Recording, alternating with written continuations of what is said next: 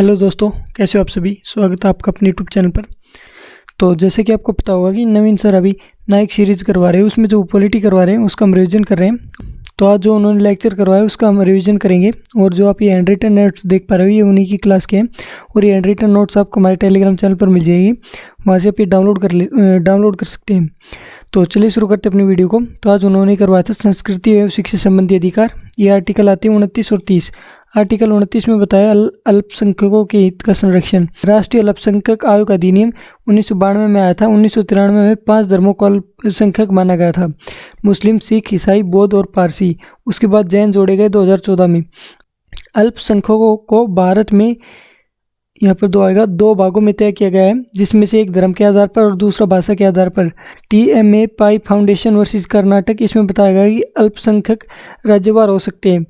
देश में भाषा बोलने वाले लोग, हिंदी बोलने वाले लोग 53 करोड़ है, बंगाली बोलने वाले 9.7 करोड़ है, मराठी बोलने वाले 8.3 करोड़ है, तेलुगु बोलने वाले 8.6 करोड़ है और तमिल बोलने वाले 6.9 करोड़ लोग हैं।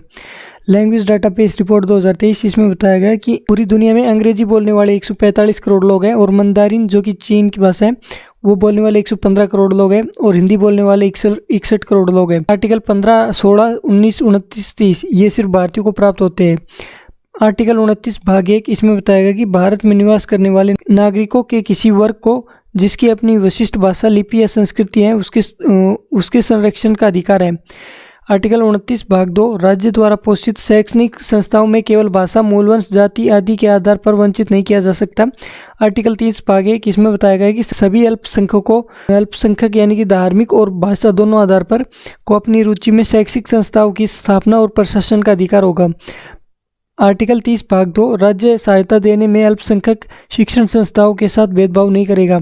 आर्टिकल 31, राज्य द्वारा संपत्ति के अधिग्रहण के खिलाफ अधिकार, और ये आर्टिकल समाप्त हो चुका है। आर्टिकल नंबर 32, संवैधानिक उपचारों का अधिकार, इसमें बताया गया कि आर्टिकल 32 को भीमराव अंबेडकर ने संविधान की आत्मा और हृदय कहा। आर्टिकल 32(1), व्यक्ति के फंडामेंटल राइट के अतिक्रमण पर सीधे सुप्रीम कोर्ट जाने के अधिकार है और जो मौलिक अधिकार है उसका संरक्षक सुप्रीम कोर्ट होता है।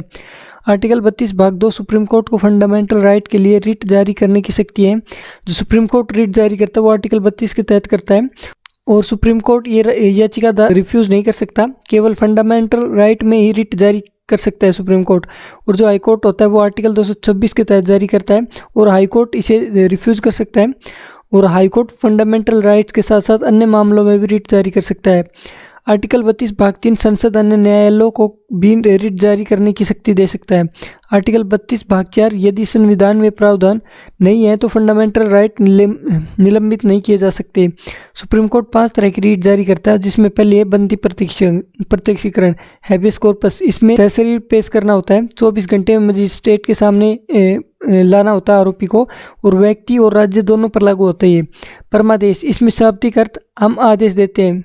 जो इसका शाब्दिक अर्थ होता है वो होता है हम आदेश देते हैं।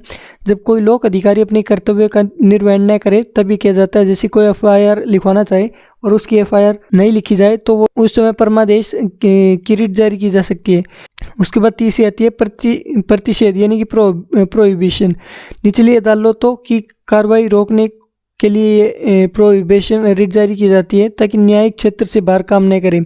चौथा आता है आपका उत्प्रेक्षण, इसका मतलब होता है प्रमाणित करना।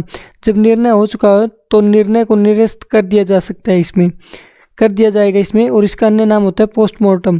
पांचवा आपका आता है अधिकार परीक्षा यानी कि क्यो वारंटो। इसमें पूछा जा सकता है कि किस अधिकार से आप ये काम कर रहे हैं।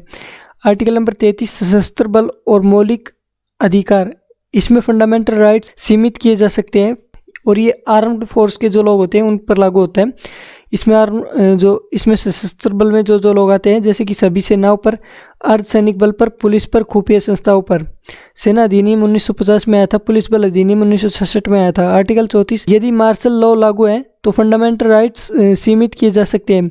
इसमें जो फंडामेंटल राइट सीमित होंगे वो पब्लिक के फंडामेंटल राइट्स को सीमित किया जाएगा। मार्शल लॉ में सैन्य शासन लागू हो जाता है। इसमें गृह युद्ध के कानून व्यवस्था के खराब होने पर लागू होता है।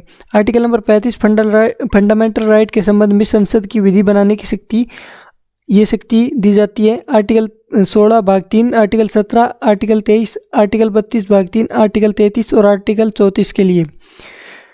तो ये आज का लेक्चर था जो कि मैंने आपको कंप्लीट रिवाइज करवा दिया है। और वीडियो कैसी लगी कमेंट बॉक्स में ज़रूर बताइए। और जो ये PDF देख पा रहे हो ये आपको हमारे टेलीग्राम चैनल पर मिल जाएगी। टेलीग्राम चैनल का लिंक आपको डिस्क्रिप्शन में मिल जाएगा। तो इस वीडियो में इतना ही, मिलते हैं आपसे अगली वीडियो में, तब तक के लिए धन्यवाद।